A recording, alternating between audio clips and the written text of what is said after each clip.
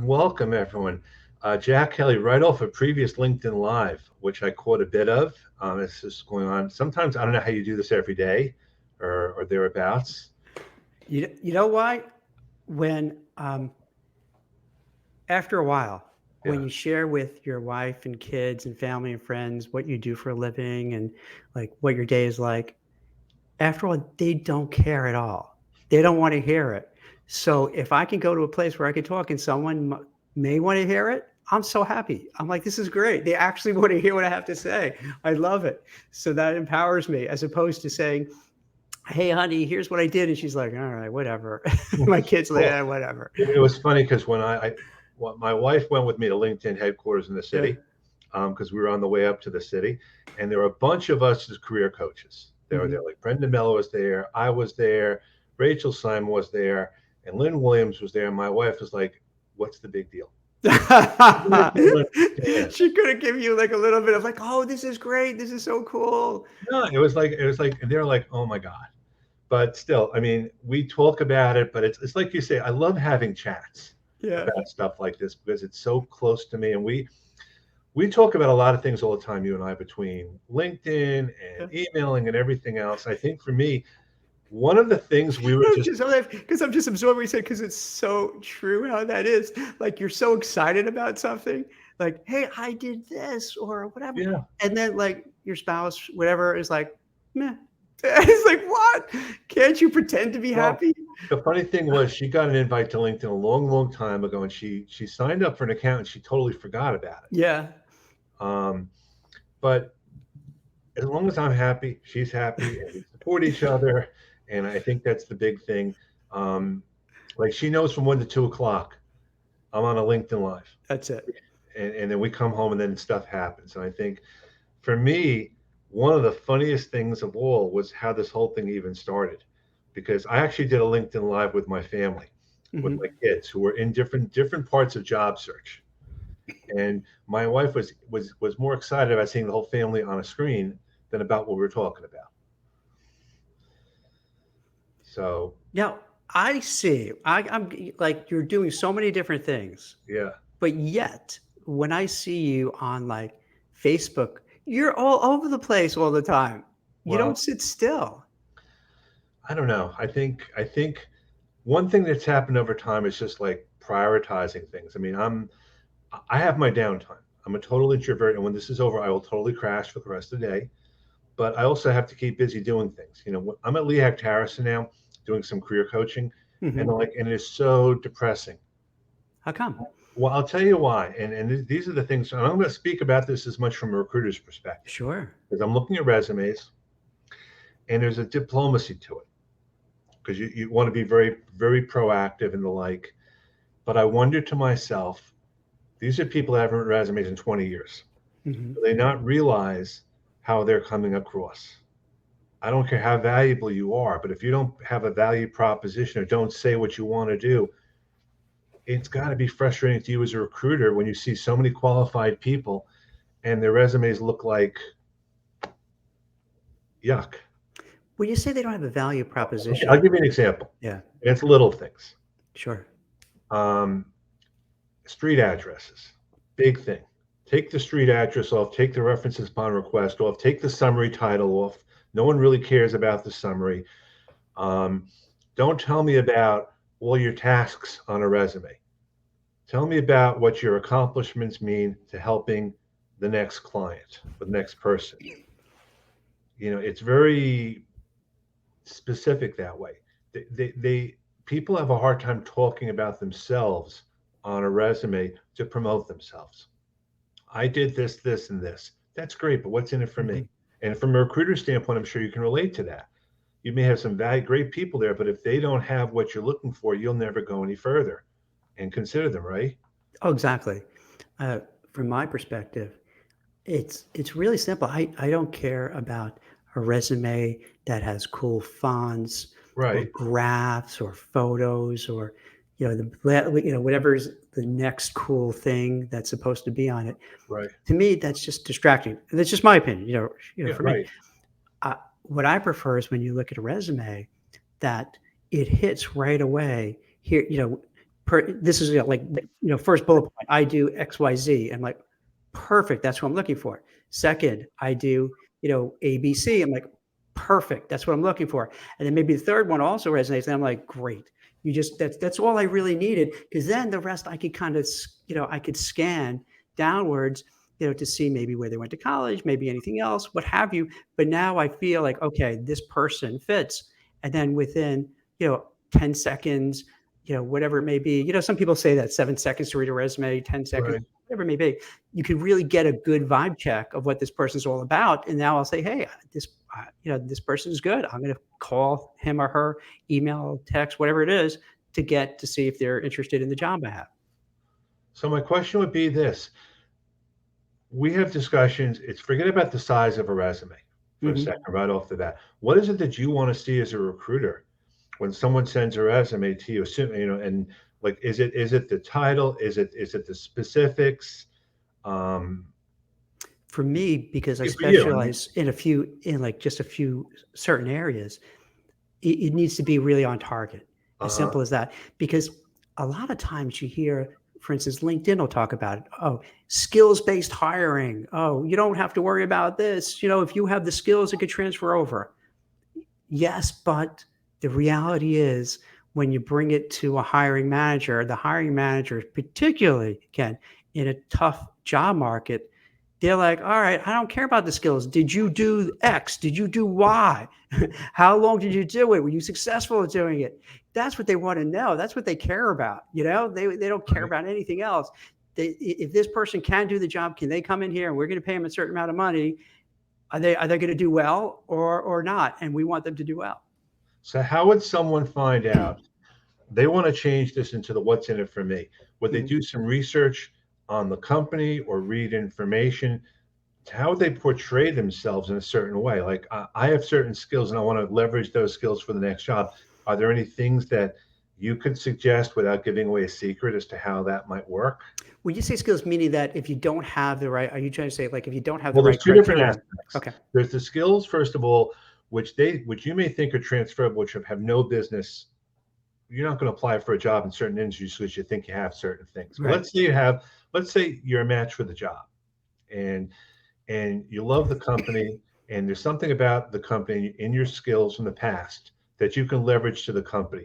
Is there any way to get like some information that you can say, well, based on what you're doing now as a company, this is what I can do for you? Is it by reading online, maybe things that they're doing? Is it by maybe reaching out on LinkedIn to get a sense of things? I mean, is there anything that might help as opposed to just kind of assuming that the skills that they have will work? That's a great question. I would suggest for people Mhm. to do their homework. And what I Mhm. mean by that is piggybacking on what Ken was saying, so that you have the job description, you really want to read it through. Uh-huh. You can take it with a grain of salt because the job description sometimes is this like Frankenstein monster where the HR puts something together. Maybe they use the resume of somebody who left and use that as the backbone to create the job description. The hiring manager may put their 2 cents in, other people get involved with it. So it's not gospel, but you want to really understand what are the major ingredients that they're looking for in that job description. And then in your mind, you want to match it and say, how much of what they're asking for do I have? And if you have maybe 60, 70, 80%, then it's like, hey, this is great. If you have 20%, not so great. If you have it, and there's no formula, it's just you're going by gut. And it's a time management thing because if you kind of send it all the time everywhere, that doesn't make sense either. So if you feel that you have enough of those skills that match with the job description, it makes sense to go ahead. But then I would, as you were pointing out, Ken, I would then take a look at the company, their mission statement, their management team. Mhm. Now with AI, you could just go and Google and say, I'm looking to join ABC company. What should I know about it? And then I'll go zoom, zoom, zoom, zoom, zoom, give Right, you all right. the stuff. And then this way, then you could tell, does it resonate with me? Are they having problems? And even though it's a great job, it looks like they're going to have layoffs coming. So you want to get as much information as possible about it, because not only does it help with for the recruiter and everyone else, but it helps when you go and interview, because then when you interview, you really know the company, their mission statement, what's going on. You stalked, this sounds like a really crass word, but you stalk the interviewers on LinkedIn so you know kind of who they are, their backgrounds. So the more information you have, the more confident you're going to be, because you're not winging it, because you really do have a sense of the people, the place, the culture, everything about it. So then when you interview, you're going to go in there like, I feel like I know these people. I know these people already. So this was a comment that Linda Brubaker, who's actually one of Brendan Miller's rock stars. The more experienced people are, the more they want to talk about everything they've done. It's sometimes hard to get past the pride they have and what they've done to move to what they can do for someone else. What do you think about that? I find out it's a little inside kind of joke with me and the other recruiters is that once you get somebody talking, a candidate, the hardest part is to get them to stop talking. Because this goes back to what we said earlier, where, and again, I don't mean to be like a jerk or anything, but this is just human nature. Right. After a while, people like in your circle, like are tired of hearing from you. So now when a person starts telling their story, they want to keep telling and telling and telling and telling. And then as the interviewer, the recruiter, whoever has to learn how to say, okay, all right, let's take a pause and let's really focus on the heart of it and try to weave out what are the most important elements that you're trying to pitch me on, and the elements that really dovetail with the job description and what the company is looking for. So it's a common thing where the candidates, they're just so excited to share. And if let's say you were working, 10, 20 years, you probably have so much you want to bring to the table, and your enthusiasm sometimes overreaches your skis, and you start talking about it so much where you got to then pull back and say, okay, wait, no. I got to kind of decide what's really important. What am I going to lead with? What's my crowning achievements? And then, and do that. But it's human nature. So I can understand that happens often. It happens a lot. One of my tips is stop talking. And that goes to a whole discussion about listening. You're so inclined on an interview to talk and talk and talk, and you want to keep talking. And then the question comes up and you're still talking and you haven't heard the question. You haven't heard how you're going to respond, and the next thing you know, you've lost it. Well, here's a hack, Ken. Here's a hack that I've seen. You want to turn the tables and have the interviewer do most of the talking, and it's and one of the it doesn't mean you don't talk, but you want to have them doing a lot of talking. And here's why: it's a weird psychological hack. If let's say you keep talking about me as a candidate, and talking and talking and talking, there's going to be something in your brain that clicks on saying, I must like this guy, Jack, because why am I just kind of keep talking and asking questions and getting involved? And the more you're doing that, the more you feel, oh, this is the right candidate. And if I kept interjecting while you're doing that, then it would throw off the whole vibe, So by being quiet and actively listening, because then you're actively listening, making eye contact, actively listening, not looking around the room. The interview is the only person that exists. Then you could kind of, when the person, stops talking, then you could kind of reframe what they're saying. So Ken, what I understand from what you were saying is that you feel that my resume matches the job description. And it sounds like what you're saying, Ken, is that I have the right background experience to do the job. So it sounds like you'd be interested, right? So it gives you the chance to then sum up what they were saying and then give it back to them. And then it's hard for the interviewer to say, no, that's not what happened. Because then they would be, that would be silly. So they're already kind of now, like it or not, they've already kind of been invested. And the more time, it's a sunk cost, the more time you put into it, the more you feel, I'm going to go further because I already put so much time into it.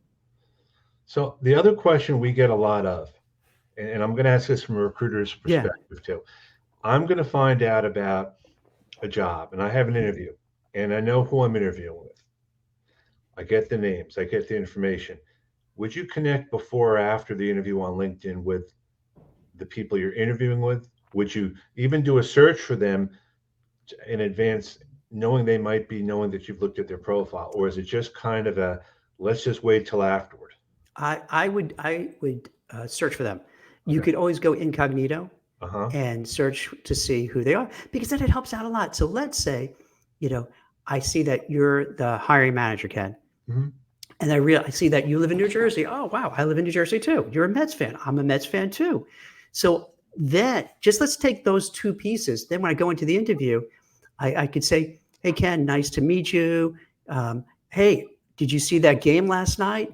And then maybe give a little tidbit about, what's happening, and then maybe throw in something that's going on in New Jersey that only like New Jerseyites might know. Right. And then all of a sudden, that small talk, you're bonding, like, then you say, oh yeah, that game was great. Oh, I can't believe he dropped the ball, or I can't believe this happened, and then, the power line went down, but this is nuts. So then now all of a sudden you got this thing going, and it transcends that robotic interview, because now it's like your buddies, you have commonality, your blood is flowing, you're feeling good. And so like, it just kind of, you want to just keep that going. Now, can you ever push back? There are so many interviews to go through 3 and 4 rounds, and there's so many back and forth. Can you ever kind of push back to say, do you really need to have this many interviews with a candidate, or are you kind of bound by what the process is for the company?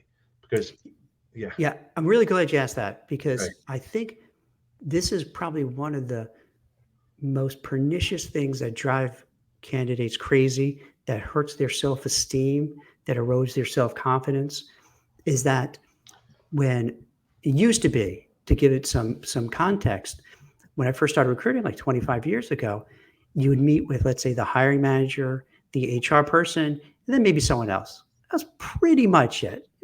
Maybe if you were mid to senior level executive, throw in another person. Now, and I'm not exaggerating, it could be 3, 6, 9, 10 people over the course of 6 months. And in between those 6 months, there'd be times no feedback, no constructive criticism, which used to happen. They would give you feedback, constructive criticism, and you're left in the dark. And I think what's happening in this particular market as we speak here today is kind of like a white collar recession.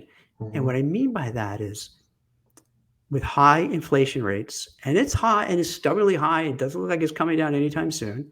All the costs, if you go to the supermarket, you go anywhere and you look at the bill, it's out of control. The costs are through the roof. People are worried. Companies are worried. Even though the stock market has performed well after that mini banking crisis, there's a lot of fear, a lot of concern, a lot of worry. And when there's a lot of fear and a lot of worry, companies are scared to make a decision. They're not going to come out there like an executive, a CEO is not going to say, hey, I'm afraid to make a decision, so this is what's going on. They're not going to do it. So what they do is, it's a pretense. They'll go and just have you interview because they really don't want to make a decision. And they're almost hoping that they don't have to make a decision, that after meeting with 10 people, somebody strikes it down, and then like, oh, okay. And they're almost happy that they don't have to hire that person. And I know people can think that's nuts, that's crazy. I don't mean every single interview. I don't mean this happens all the time, but this is a strain of something that does occur. And I bring it up because people who interviewed well and just like, what the heck just happened? What's going on? This gives you a little color that it's not you, that in this environment, think about only like coming out of the pandemic, and even before that, interest rates were like nothing, right? Inflation was like nothing. Now and so you could hire people, and if it worked, great. If it didn't, so what? The person could get another job anyway. Now the bar is higher. If you want to borrow money and you have a business, think about it. Like for a while, all you saw is like on LinkedIn, all these VCs, all these tech companies, like all these people bragging, look how great we're doing. We're hiring, we're doing this. You don't see that anymore because the costs involved are much different. Now, if you need to borrow money to grow a business, it's not like 1%. It's 5-6% or whatever it may be. Right. So now you can't hire as aggressively as you used to, and you have to be more careful. And it's like Mark Zuckerberg said, it's like a year of living, whatever it is, like efficiency, where it's the game has completely changed, where you're being very cautious on your costs. You're being very careful about who you hire, when you hire, and how much you're going to pay. And this is what's happening. And I think where a lot of job seekers get discouraged because it just goes on and on and on. And then to circle back to your thing about, could you push back? Yeah. But when you're dealing with big companies, it's so bureaucratic. So like, you push back on maybe an HR, and then the HR has to push back on someone else who has to push back on someone else. And then in big companies, it's just that inertia sets in. and then it's hard to make a change, you know? I know one of the things we are just chatting about before, CVS is doing a bunch of layoffs Mhm. now. A large, for whatever reason. So if you're a hiring manager at a company, you can say to yourself, well, I may wait to see who's being let go from CVS and pounce on them right away, or think about them before people who may be out of work, who may or may not be more qualified. And that becomes a part of the equation, because we all know in the news when there's layoffs. Mhm. So from that perspective, or maybe from your perspective as a recruiter, now you know people are coming from this company, so you know you have more hot leads potentially. And I'm not Oh, suggesting that's the case, but that's part of this process, I think. 100%. 100%. It's gonna sound like cold-blooded, but let's say, there's company A, and for whatever reason, they're having problems and they're laying off people. That's prime territory to recruit because you feel they're gonna think, "Hey, this person left, this person got fired, this person may get fired, I might be next," so they're vulnerable. So this way you could reach out to that person and say, "Hey, I see what's happening with your organization. People are quitting, leaving. Um, I feel uncomfortable, awkward bringing this up, but would you just like to hear about another opportunity?" And then bring up the opportunity. So absolutely, that happens. You know, it's like the vulture smell the blood. If they circle Right, it, right, right. or the shark smells the blood and circles in. Um, but in a way, it's good to have that because then you have this kind of ecosystem where if you're worried about losing your job or lost your job, people out there to say, "Hey, I have a client that's looking for your background." So there's value that too. So there's people who could then help you find another even better opportunity. I think for me, the challenge is this: it's knowing the audience, and Mhm. and you have to do what you have to do. And I know that I have a much different viewpoint of recruiters now than I did when I was in Mhm. job search a while ago, because it's a thankless task, and there's Mhm. so many steps that you have to go through, and there's so many things you have to do. And I think the biggest challenge that we have, and we've talked about it before, Mhm. is how do we improve this whole process in such a way that it makes sense for everyone? And there's no one right or wrong answer, but there's just so many things that could be done better. And I don't even know where to start sometimes, besides just saying, why is this so hard to kind of find the right person who's out there? I mean, to go back in time a little bit, Yeah, I think the system was a little better, where it wasn't as bureaucratic, so right. that as a recruiter, I didn't have to, kowtow to the HR person who'd be a Mhm. gatekeeper and kind of block from moving forward. So I would be able to speak with the hiring manager, and let's say you were the hiring manager, Ken. I could go right to you and say, "Ken, hey, can you tell me about the job, what they're looking for, and so on?" And we can have a dialogue. Then when I go out to recruit people, I hear it right from the source without any filtering, without any buffers about what that hiring manager wants. So then I could go out and find somebody who has that background, that experience. And then when that person comes to interview, Ken, you as the manager would say, "Hey, Jack, person did really well, but this is where I would," like he or she said something, whatever. Maybe next time, make sure they don't say that because that Mhm. came across. And we're not gonna kind of put that person out of the running, but just be careful. And then they're gonna meet Ed next. So when you speak to Ed, here's what Ed likes, here's what he doesn't like. So now the person can go and they have a good sense of what not to say and then what to say. And then this would go along through the whole process where you would have the feedback, the constructive criticism. So for a candidate experience, they would feel loved, they would feel appreciated, they felt empowered. So even at the end, if they didn't get the job for any reason, it wouldn't be that ill feeling because they were like, "Hey, they guided me along the whole way, really tried to maybe that other person was just better." And you don't have the hard feelings and everything. It would be great if it go back to that because I thought that worked very well. You didn't Mhm. have people as stressed out. You didn't have people as angry about it. You didn't have all these complaints. Now, maybe because social media wasn't big then, so maybe they would have complained if they had social media and others complained. But I think it that piece wouldn't, you know, help everything, but I think that would be a great start. one of the things you brought up last time, which I had never even thought about, is when you find out how many people have applied for a job Mhm. on LinkedIn or somewhere else, that doesn't mean they're all qualified. It doesn't mean that they're anywhere close to getting the job. But if I see a number and there's 200 people versus one job, which might be 20, then I might have a different perception. But that's not to say you're any more or less qualified, but you should get so caught up in the numbers that's there that maybe that's something that we have to take out of it.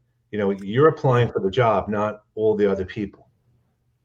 It's similar in a way to social media, where you look at somebody and they have, so many people likes or whatever, right? And you're like, wow, I'm so popular, I have all these likes. And then someone might have some piece of content that's amazing that doesn't get as much, and it's frustrating, and then their ego is bruised, but they did really good work where the other one just, for whatever reason, got a whole lot of likes. And it just mentally throws you off. The same way that happens. Like, with my son looking for a job, you Mhm. know, so I understand how you can't rely on that number, but even I'll look at it and get frustrated, like, he's applying to this job. There are 200 people, 300 people applying. And, it's hard to have the mental, emotional awareness to say, no, I'm not looking at that number. Because as somebody who posts jobs, let's say on LinkedIn and other places, I would say I could, for certain jobs, particularly if it's like remote, you easily get 100 plus resumes. Mhm. And without exaggeration, maybe out of that 100 resumes, maybe five are worth saving. Out of those five, maybe two could be okay, not even like a winner. So oftentimes, because it's so easy now to send out a resume somewhere, everyone shoots their shot. So it's like they just inundate the systems with their resumes, and it's like just information overload. So we always talk about the open to work ban, or whether it should be on or off, and that's one discussion. But if someone is posting that they've just lost a job and they're looking for a new, and everyone posts this thing, I'm now open to work for A, B, C, and D. From a recruiter standpoint, how do you view something like that when someone is posting, like everyone else out there, they're looking for a job? What are the things that, I mean, are you looking for certain things in the content that they're doing there? Do you just kind of make a little mental note that here's another person I might reach out to? Or do you just kind of ignore it because there's so many things like it out there? You know, many recruiters specialize in just in like one or two or three different sectors, Uh-huh. and not all of them, but a lot happen to do that. So when a person has that open to work banner, my only criticism, I think it's fine to have that. Number Right. one. Number two, if they put that banner on it, I think they should have an obligation to clearly highlight what you did in your last job or two Hmm. and what you're looking to do next. Because otherwise, it's futile, because I'll look at an open to work banner and I can't figure out like what they did, what they're looking for. And then I find myself getting like frustrated, almost angry, like why should I have to do all this homework? You're the one who wants help. If you want help, help me to help you. So make it crystal clear, that you're an accountant and you focus on blah blah blah accounting, and you want to work in whatever state. Okay, you don't have to read, a whole novel, just something that a person could look at really quickly and say, oh, as a recruiter, oh, I could help you. Or as a recruiter, say, I don't deal with accounting. I really couldn't help. So I'm on to the next person. Now, are there any off-base questions that really a job seeker should not ask a recruiter? I mean, besides some basic things like, um, it's okay to ask for a follow-up, like when are you going to get a follow-up or what the time frame is. But are there some things that really you get frustrated or wish people wouldn't ask you all the time because you have no answer for? Or is it just kind of the way the game is? It's a game. So like, I can't, I know you're a big baseball fan. So, if an ump makes a bad call, like you're upset, but it's like, it's going to happen. Mhm. It's always going to happen unless they put in robots or something. Even Right. then, probably there would be issues. So I do feel though that candidates should be, give you an example, like just be, uh, just right before the other call, someone leaves me a message to the extent of like, "Hey, this is so and so. Here's my phone number. Call me." I'm like, "Really? Can't you like if you want my help, at least can you say I'm looking for this job. I'm working at such and such right now. I'm at this level." Like, what would make me want to return that person's call and go on a wild goose chase? Because I don't know if this person's relevant for me or not. So it's like the simple things. You just want to kind of think it through. Hey, if I'm going to reach out, I'll reach out and say, I, hey, can you help me? I work at ABC company. I saw your bio. I see you focusing on compliance. I'm a compliance officer for 10 years, and so on. They're like, oh, okay, this person did their homework and we could have an intelligent conversation. Now, maybe I have a role for them or not, but at least we're on the same wavelength. Right. And then we could leave the conversation saying, hey, let's keep in touch. We'll both, connect on LinkedIn, and so forth. And this way we'll be on each other's radar. So I think it's you just want to be able to be clear, concise, what you're looking for, what you want to do next, and then maybe make sure you do your homework, that you find the right person. So here's the question: where should the information go about what we're seeking? Should it be like in the heading underneath the name? Would you put it also in the about section? I mean, there's multiple places. Like you're looking for a candidate for XYZ, whether it's compliance or something else. And I don't know if you do searches by it or how you do it. So is it just do you want to see it right off the bat, or you want to see? Oh yeah, because it just makes it easy for everybody. So let's say, when I do searches, and let's say it's a compliance role, and let's say it's an anti-money laundering role. So I might put in quotes, compliance, then anti-money laundering, and then maybe there are other specific terms that I'm looking for. So then when I have the search, those people should pop up and be sort of, sometimes they're great, sometimes not, sometimes whatever, but at least it gives you a set of like what to look for. So if you have that banner, you want to think, what would a recruiter look for if they're doing a search? What are the parameters?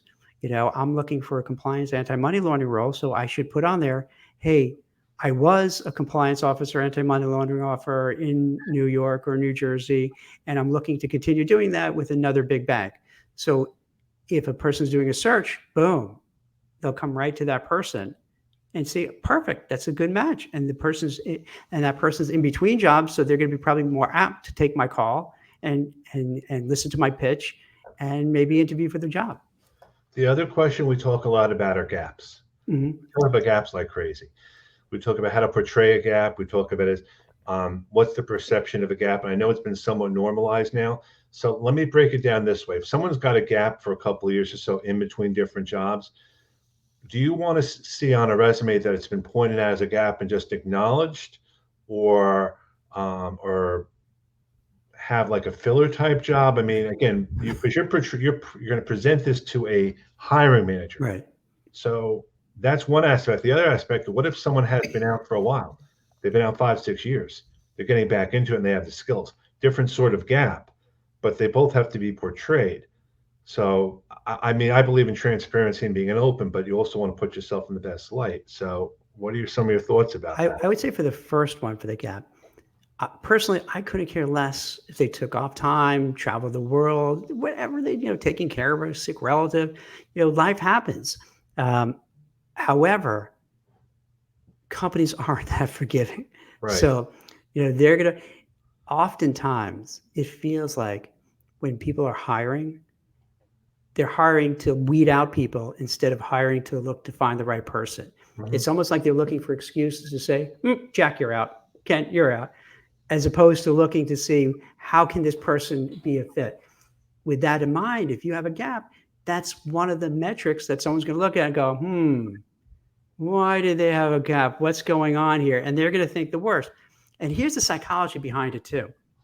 So let's say I have a gap or a couple gaps in my resume, and I really don't talk about it, but somehow I'm able to get in the interview process. And I go through it, and maybe even I get the job.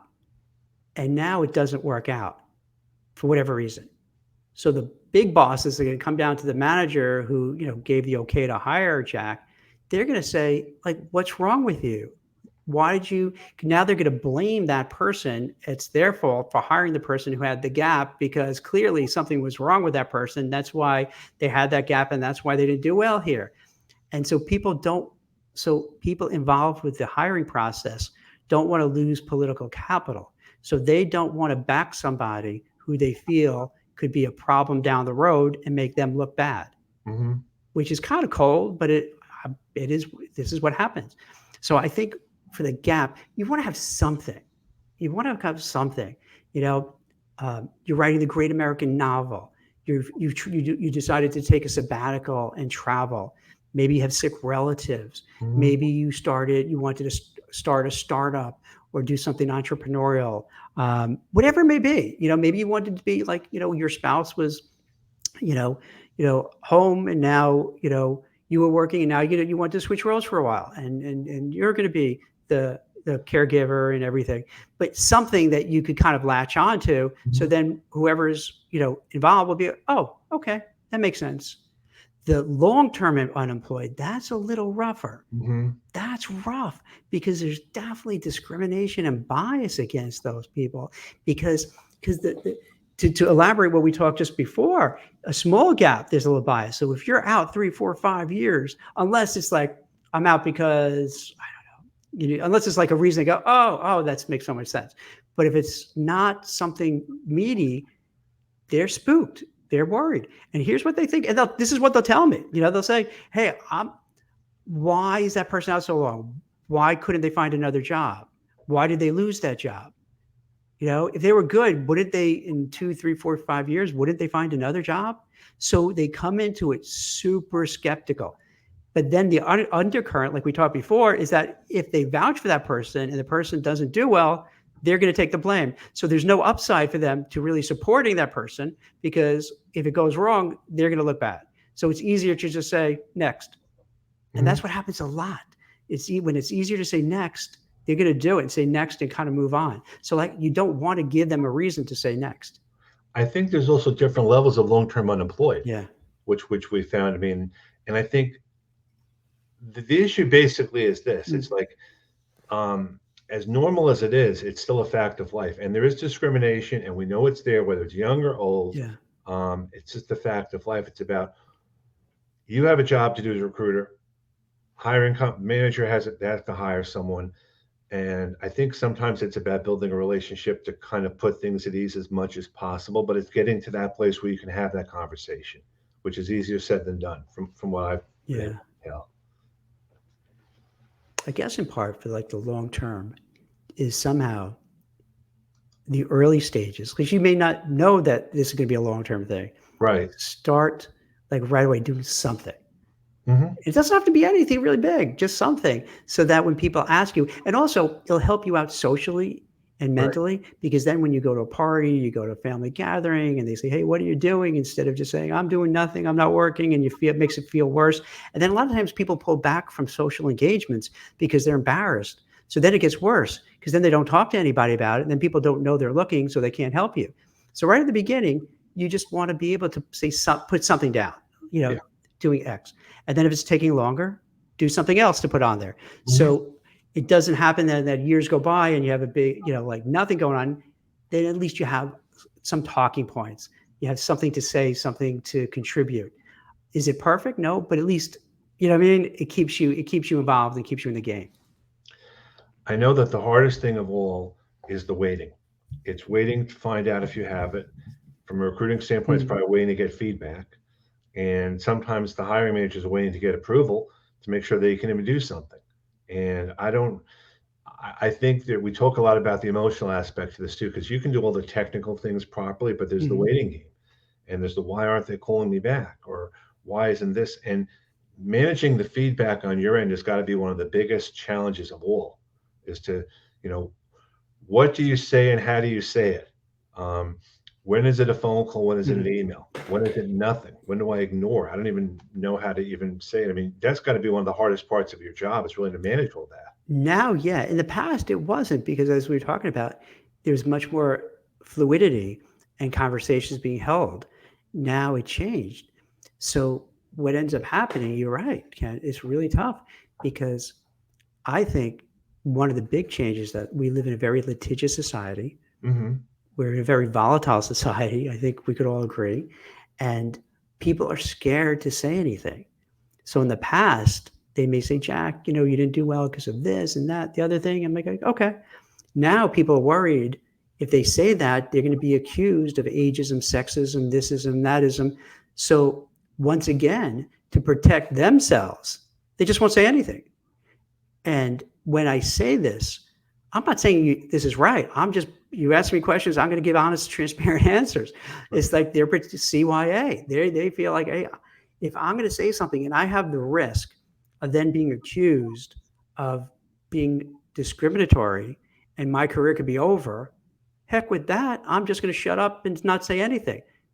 And that's not right. It's not, it's just, this happens. So you don't hear, which is really frustrating. And you're left just swinging in the wind, not knowing like what's going on. And ghosting just became an accepted, process, Right. thing, which is horrendous. I know. I mean, ghosting, it's always been there to some extent for whatever reason. And I think the hardest part is just, honestly, it's making peace with what's there.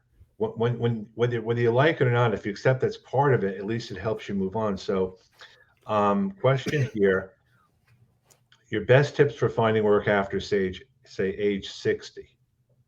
So do you have any specific thoughts?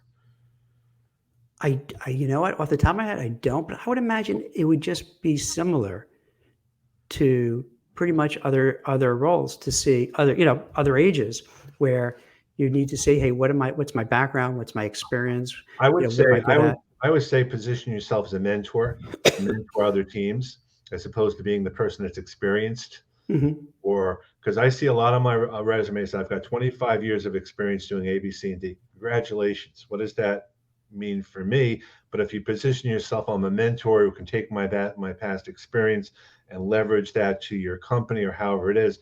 It's because there's a perception that people of a certain age can't work and can't play in the sandbox the same way as others. We have like 3, 4 generations in the workforce now. And That's a great point. Absolutely. It's people have preconceived notions. So if they kind of have a preconceived notion, someone's of a certain age, they're going to think they don't know technology, they're not going to know this, what have you. So it sounds like what you're saying with, becoming like a mentor figure, yeah, trying to position yourself as relevant, as helpful, and that they could look to you as the person who could help, the younger, whether millennials, Gen X's, Gen Z's now, to really give them advice and guidance yeah. and turn it into a positive that, given all the years working, you could instill that value and those ideas into, the other generations. The younger generation, because I work with them a lot, they're not even they're very fine with social media and things, and they can do that very well. But sometimes they overthink things. Mm. It's like, well, if I do this will happen. If I do this, that'll happen. And it's like, just make a decision. Make the best decision possible, because you can overthink and you can overthink it to death. And I think that's one of the things people of our age, we've had to make decisions in the past, maybe right or wrong, but the decisions we believed in and we were able to support. And I think it's so important to have that confidence. That's interesting. So when you see like more Gen Zs, that's why like it's hard for them to. Well, think about it. They're on their phones Mhm. in general, so they're getting a text. They're Mhm. checking on emails. They're getting messages left and right. They're all over the place. They're being told to do 5 and 6 different things, and they can't prioritize those things because everything is urgent in their mind, because in someone else's mind. So someone has to come in and say, "Is this really urgent? Mhm. What's the impact of it?" And that's kind of a life experience. When you're working on a project, you know what impacts are because you know the big picture. Mhm. Something just because someone wants to have something done today, great. But if it's not really relevant to something that is more important, then you put it on the back burner. And Yeah. that's an experience thing. That's interesting. I never thought it in terms of generational, because I think a lot of people do that too, Yeah. where Well, it's I'm just saying, right. think about it. You have your list in the morning or your Mhm. list for the week. I'm going to do all these different things. And there are things you're going to do, things you're not going to do. Whether you're going to put them off or you're going to procrastinate or you're going to get them done because it makes sense. Jobs is no different. Applying for a job, calls you don't want to make, things you want to do. Sometimes the best decision is not to make a decision at all sometimes, and just to think. Mhm. But this is not a science, any of this. But this is going, like, in a way, circling back to what we're talking about, Yeah. where I feel that a lot of these companies don't want to make a decision. So they're in the same boat as like the Gen Zs you're talking about, where they're thinking of high inflation, high interest rates, costs are rising, lots of layoffs have been going on, kind of subsided a little bit, fortunately. And you get that shock and you don't want to make a decision. So, in fact, sometimes they're hoarding talent. So instead of laying off people, they're just holding on to it because, like, hey, let's just field the team that we have and just let's wait it all out and see what happens. And they're doing that because they don't want to make a decision either. So it's, I guess when Well, you're in tougher markets too, it's harder to make a decision. When you're in a good market, everything is great. Then you can make a decision. If it's wrong, so what? Everything is great. Money is flowing. Everything is positive. It'll work out. In tougher markets, I guess it's harder to make. And I'm just thinking it through. Maybe it's right. harder to make those decisions because it's not as easy to get stuff done as it used to be, and it's more costly if you make a mistake. Well, we were having a discussion today about people having too many meetings. A Mhm. meeting to have a meeting to have a meeting to have a meeting to have a meeting, and that's part of the mindset. Sometimes there's so much. My mindset is you can figure it out in a couple of emails, or if you can go to my desk, that should be enough. Why do we Mhm. have to get 5 or 6 people together to make a decision? That's sort of mindset. That's an age thing. You would go to someone's desk and have a conversation. Mhm. You wouldn't say, let's go into a meeting for half an hour, sort of thing. Yeah, I'm with you on that. Like, let's have a meeting to talk about what we're going to talk about in the meeting. Then you go to the meeting, and then you have to have a debriefing after the meeting. What we talked about, it's like, And then, oh, we forgot to invite this one. Let's see if they're around. Or right? I think what was it, Spotify a few weeks ago, a month ago, I'm losing track of time, kind of said, hey, you can't have a meeting. I'm probably getting this wrong. Can't have a meeting longer than, let's say, an hour, because they would put a cost to it of like how many people are in this meeting and how much long it's taking. And this is not time efficient or financially sufficient. So it's a way to say, no, if you can have a meeting, it's got to be really quick to the point and you're out of there. well, we could talk for the next few days about this. I'm looking at all the comments here. I'm going to get back to as many of these comments as I can. All right, let's do rapid fire. How's that? Is that cool? Yeah. Okay. But I appreciate the opportunity. We'll have a chat again. Looking forward to it. I'm actually going to be going to the Breakfast Club in September, and then all that stuff. So we definitely have to connect, and we should all get together. Have a great day, everyone. Thanks a lot for participating. And if you have questions, reach out to us, because I invite Jack because Jack can speak from a different perspective, and he's comfortable with that. And I think that's so important to get that mindset. Well, thank you, Ken. Thanks for having me on. It's great seeing you, talking to you. Yep. Yeah. And we met at the Breakfast Club. I don't know if you remember. A couple while ago, we stayed in touch, and that's what networking is all about. I've met some great people, and I think everyone on this call, whether you watch it now, connect with each other. You never know who's going to know who. Absolutely. Okay. Well, thank you so much, Ken. Thanks for having me on. Take care. Take care. Yep. Bye.